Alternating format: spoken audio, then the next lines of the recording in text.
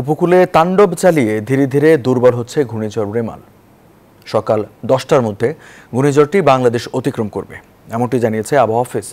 শুরুতে ঘন্টায় 90 থেকে 120 কিলোমিটার গতিতে স্থলভাগ অতিক্রম করলেও মধ্যরাত থেকে গতি কমে 14 থেকে 18 কিলোমিটারে নেমে আসে ঘূর্ণিঝড় রিমাল। এর প্রভাবে ঝড় বৃষ্টিতে প্লাবিত হয়েছে উপকূলের নিম্নাঞ্চল, বেড়েছে ক্ষয়ক্ষতিও।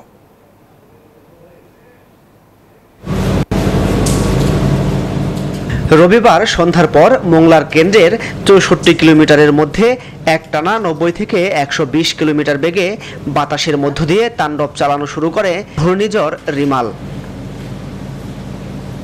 তবে সময় বাড়ার সাথে সাথে এর শক্তি কমতে শুরু করে। গতিবেগ কমে যাওয়ায় রাত 1টার মধ্যে দেশের সীমানা অতিক্রম করে খেপুপাড়া হয়ে পশ্চিমবঙ্গে যাবার সম্ভাবনা থাকলেও সময় বাড়ে সকাল 10টা পর্যন্ত। রাতে জরুরি সংবাদ সম্মেলনে এমনটি জানান আবহাওয়া অফিস। ক্রমশ এটি বৃষ্টিপাত ঝরিয়ে আগামীকাল সকাল 10টার পর আস্তে আস্তে সে দুর্বল হবে। তা এই যে ঘূর্ণিঝড় রিমালের জার্নির পরিসমাপ্তি ঘটাবে। সারা রাত ঘূর্ণিঝড় রিমালের প্রভাবে উপকূলীয় অঞ্চলে দমকা হাওয়া সহ ব্যাপক ঝড় বৃষ্টি হয়েছে। সাতক্ষীরা, কুয়াকাটা সহ উপকূলবর্তী এলাকাগুলোতে ঘরবাড়ি, গাছপালা ভেঙে পড়েছে। পটুয়াখালী ও সাতক্ষীরায় 2 জন নিহত হয়েছেন। নদী পারালাম, প্রচন্ড তুফান, প্রচন্ড ঝড়, মানে জীবনে ঝুঁকি নিয়ে নদীটা পার হতে হলো। আমাদের বাড়িঘর তলায় গেছে, ঘর পাকঘর ভেঙে গেছে। এখন বাড়ি আছে কিন্তু সত্যি আমরা বলতে পারি না। হাঁস মুরগি মারা গেছে, খুব টোপ তলাই গেছে। আমার ঘর দুয়ার ভেঙে ছিল, টিনের ঘর ভেঙে ছিল গেছে, আর পুকুরের পাটটার ভেঙে টেঙে গেছে। আইসি হাতটাই গেল।